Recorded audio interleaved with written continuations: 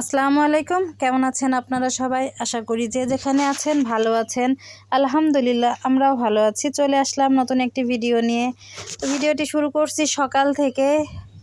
তো সকালে ঘুম থেকে উঠে উঠতেই পারিনি, আম্মু ডাক দিচ্ছে যে কাঁঠাল সঙ্গে একসঙ্গে সবাই মিলে কাঁঠালটা কেটে নিই, রান্না করবে সকালে। তো কাঁঠাল ছিলছি, পরিষ্কার করছি কাঁঠালের। এই যে আমার আম্মু, নানি, আমরা তিনজন মিলে দোকানের সামনে বসে বসে কাঁঠালগুলো পরিষ্কার করছি, রান্না করবে। আর কাঁঠাল পরিষ্কার করা শেষ, আমার আম্মু চলে এসেছে পিঠা বানাতে। এই যে এখন বানাচ্ছে তেলের পিঠা, পাকান পিঠা। তো পাকান পিঠা বানাবে। আমার বোন আজকে চলে যাবে শ্বশুর বাড়িতে, তো এই জন্য বানাচ্ছে। সবাই মিলে একসঙ্গে খাবো, বোনকেও দিয়ে দিবে। তো আজকে বোন যাওয়া উপলক্ষে ভালো ভালো রান্নাও হবে। তো তারপরও খারাপ লাগছে, চলে যাবে বোনটা। এর মধ্যে কিন্তু বৃষ্টিও শুরু হয়ে গেছে। আমার আম্মু কিন্তু বাইরে রান্না করছিল, পিঠা বানাচ্ছিল। তো আম্মু ওই যে বারান্দার রান্নাঘরের উপরে সব জিনিস নিয়ে উঠে গেল। আর ওই পাশে আমার মামি রান্না করছে। মামি এক চুলায় গোশ রান্না করছে, পোলাও রান্না করছে, রান্নার আলাদা বিষয় রান্না করছে। আর আমার আম্মু পিঠা জাতীয় জিনিসগুলো বানাচ্ছে। দুইজন মিলে সব কিছু একসাথে কমপ্লিট করবে। আর ওই যে গামলাটা দিয়ে গরম চুলা ঠেকেছে, দেখেন ভাপ উঠছে। চারিদিকে বৃষ্টি, অনেক ভালো লাগছে। আজকে সারাদিন প্রচুর বৃষ্টি, গরম। তো গরমে সবাই বলছে যে একটু বৃষ্টি হলে ভালো হয়, বৃষ্টি হলে ভালো হয়। দেখেন বৃষ্টি বিলাস করছে মুরগির বাচ্চাটা। তো ভালো বৃষ্টি, মোটামুটি ভালো বৃষ্টি হচ্ছে। তারপরে যেন গরম যাচ্ছে না, এত পরিমাণ গরম। এবছরে গরমটা মনে হয় একটু বেশিই পড়ছে। তো আমার বোন বৃষ্টি কমলে খাওয়া দাওয়া করে চলে যাবে বিকেলে। তো দেখতে থাকুন ভিডিওটি। আর আমার ভিডিওটি যদি আপনাদের ভালো লেগে থাকে অবশ্যই একটা লাইক, সাবস্ক্রাইব করে দেবেন। আমার ভিডিওটি বেশি বেশি শেয়ার করবেন। আর চ্যানেলটি সাবস্ক্রাইব করে রাখবেন। আমার চ্যানেলটি সাবস্ক্রাইব করে রাখলে আমি ভিডিও আপলোড করার সঙ্গে সঙ্গে আপনাদের কাছে নোটিফিকেশন চলে যাবে। আর আমার পাশে থাকবেন। আপনারা আমার পাশে থাকলে আমি অবশ্যই সামনের দিকে এগিয়ে যেতে পারবো। আর এই যে দেখেন, এদিকে আমার ছোটো মামি রান্না করছে। রান্নাঘরটা বেশি একটা বড় না, ছোট। তো আজকে অনেক রান্না বান্না, তো তাই জিনিসপত্র একদম ছড়ানো ছিটানো, সব রান্না আর জিনিসপত্রগুলো একসঙ্গে নিয়ে বসেছে রান্না করতে। বারবার উঠা বসা করা সমস্যা, এর জন্য। তো এখানে গরুর গোশ রান্না করা হচ্ছে। দেখেন মাটির চুলায় গরুর গোশ, আর কড়াইতেই রান্না করা হচ্ছে। কোনো প্রেশার কুকার না, কোনো কিছু না, গ্যাস না, মাটির চুলায় শুধু কড়াইতে রান্না হচ্ছে। আর মাটির চুলার রান্না যেমনই হোক তেমনই কিন্তু অনেক সুন্দর লাগে, টেস্ট ভালো হয় মাটির চুলার রান্নার। যেটা আমরা শহরে কিন্তু গ্যাস সিলিন্ডার কিংবা গ্যাসের চুলায় রান্না করে কিন্তু সেই টেস্টটা পাই না। যত ভালোই মশলা দিই না কেন, এই মাটির চুলার টেস্ট কিন্তু আমরা পাই না। তো মাটির চুলার রান্নার একটা টেস্ট আলাদাই হয়। তো যতদিন এখানে আছি মাটির চুলার রান্না খেয়ে যাব।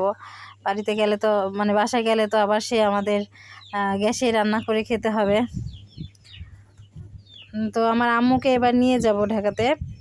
অনেকদিন পরে আমার আম্মু যাবে। আমার আম্মু গেছে, একবার গেছে, তারপরে আর যায়নি। আর দেখেন আমার ছোটো মামা এখানে বসে বসে পাকান খেতে শুরু করেছে, পিঠা খাবে। তো এখানে বসেই খাবে। আর এই যে কিশমিশ বের করছে, পোলাও রান্না করা হবে, বাদাম কিশমিশ এগুলো বের করছে, বের করে আমার মামা খাচ্ছে। আর সিমাই রান্না করার জন্য দুধও রাখা আছে। বোন চলে যাবে বলে একটু ভালো ভালো রান্না, এমনিতেও বোন আসার পরে এমনি ভালো রান্না করা হয়েছে, মোটামুটি খারাপ না।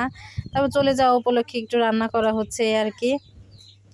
আর বোনের জামাইও এসেছে, আমার বোনের হাজব্যান্ডও এসেছে, আপনাদের সাথে তো শেয়ার করেছি। আর আমার মামি বলছে দেখো এক পিস গোশ খেয়ে যে গোশটা ভালোভাবে সিদ্ধ হয়েছে কিনা। তো আমি একটু টেস্ট করে বললাম সিদ্ধ হয়েছে, তো নামাই ফেললাম। দেখেন এখানে গরুর মাংস রান্না করা হয়েছে।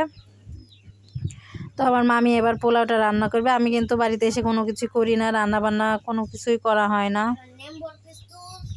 তো মামি পোলাও রান্না করা শুরু করে দিল।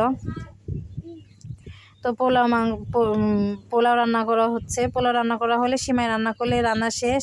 রান্নাবান্না কিন্তু অনেকগুলোই সম্পূর্ণই হয়ে গেছে, আমি সবটা আপনাদের সাথে শেয়ার করতে পারিনি। আর এখানে মাটির চুলে পোলাও রান্না করা হচ্ছে।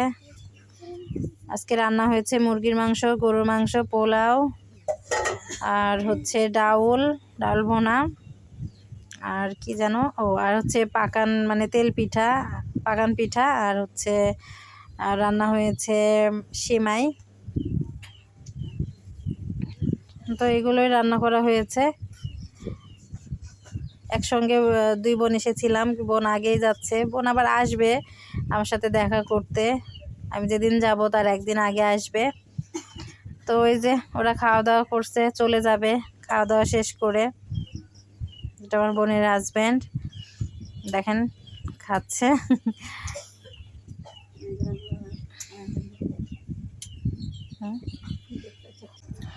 তো বোন আমাকে ডাকছে খাওয়ার জন্য, যে আপু আয় একসাথে খাই, কিন্তু আমি আর খেলাম না, যে ওরাই খাক, আমি খেয়েছি দুপুরে। তো বোন বিকেলের দিকে গেল, তো বিকেলের আগে একটু রান্না করা হলো, তো বিকেলের আগেই খাওয়া দাওয়া করে চলে গেল। আর রাত্রে যে বসে বসে আমি আমার ছেলেকে ভাত খাওয়াতে বসলাম। এখন রুমে শুধু আমরা 3 জন মানুষ, আমি, আমার ছেলে আর আমার আম্মু। আর এই যে আমার ছেলে দেখেন, আমার ছেলে যে একটু বুদ্ধি কবে হবে আর কবে যে একটু মানে একা একা ঠিকভাবে খাওয়া শিখবে। বাসায় থাকলে অবশ্যই একটু একা একা খাই, তো বাড়িতে আসার পর থেকেই যে একা একা খাওয়া বন্ধ হয়ে গেছে। এখন আমি যতক্ষণ না খাওয়াই দেবো ততক্ষণ খাবে না।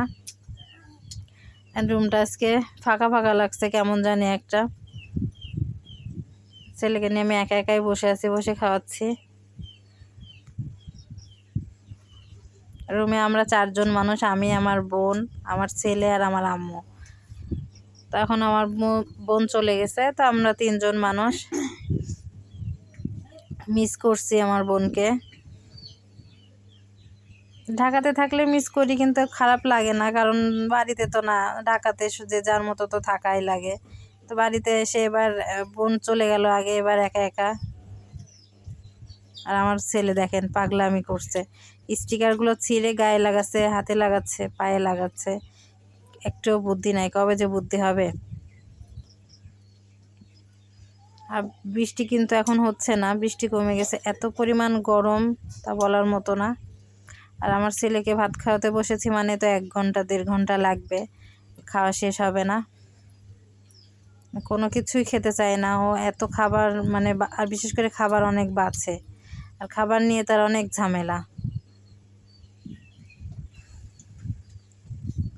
কি আর বলার।